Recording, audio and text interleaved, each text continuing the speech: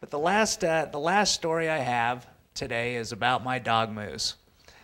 Now, I got Moose as a 6-week-old pup, and I had all these aspirations and dreams of training Moose into the most amazing hunting dog.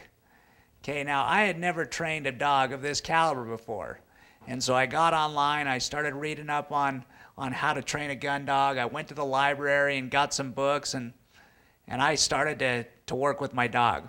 Well, I got this great idea one afternoon about taking Moose for a walk and tying him to the front of my chair. Now I can see you guys all know where this story's going. Well, as Moose and I were trucking down the road, pretty soon we're traveling along pretty good, and I'm thinking, wow, this is pretty cool. You know, I'm just gonna train Moose to tow me everywhere I go. Well, as we're trucking along, we're picking up speed. You know, and pretty soon the front wheel of my wheelchair starts rattling back and forth like that broken shopping cart does. Well, this noise scares my dog. And so Moose tries to run away from this noise with me in tow. Well, now that we're flying down the road, Moose decides to jump up over the neighbor's curb, and I smacked it, and I swear like 40 miles an hour. And I launched. Well, about the time that I was flying through the air, I had a revelation. I was going to be eating the neighbor's lawn real fast. Well, as I tucked, ducked, and rolled, I wound up all twisted up on the neighbor's lawn, and my dog running off down the road with my chair. Well, as I was sitting there on the lawn that day, I was feeling defeated. And I was feeling like a failure. I thought, you know, maybe this trying to train a dog, being a guy in a wheelchair, maybe wasn't going to happen. Well, after a long time of coaxing my dog back to get my chair, I got my chair back, took him home, and as I was sitting there at my house that night, I was really bummed out. You know, and I really thought about quitting. I thought about giving up. Well, I got up the next day and I thought, you know, I'm not going to give up on Moose just yet.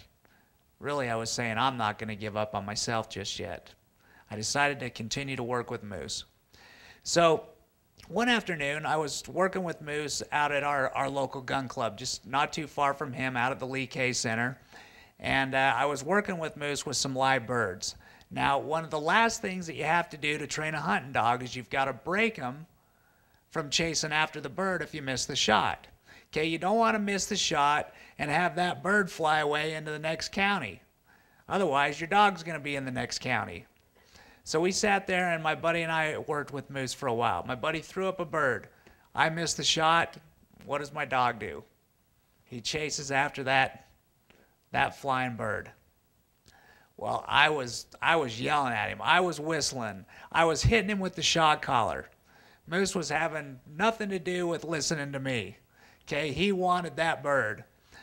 Well, as Moose got about 300 yards out, I watched him crest over a hill and disappear. Well, I started freaking out. I'm like, dude, we gotta load up everything and go find my dog. So we're scrambling around, throwing everything in the truck, and just about the time that I'm climbing in the truck, I see Moose clear out in the distance, crest back over that hill, and now he's running at us on a full sprint. Well, as Moose gets a little bit closer, I can see that he's got something in his mouth. And he came up and he dropped that bird right on my lap, still alive. Now that's a good hunting dog. Well, I learned something from Moose that day. Moose never gave up on that bird. And he never gave up on me. I'm just glad that I never gave up on life. Don't ever give up. Thanks for having me.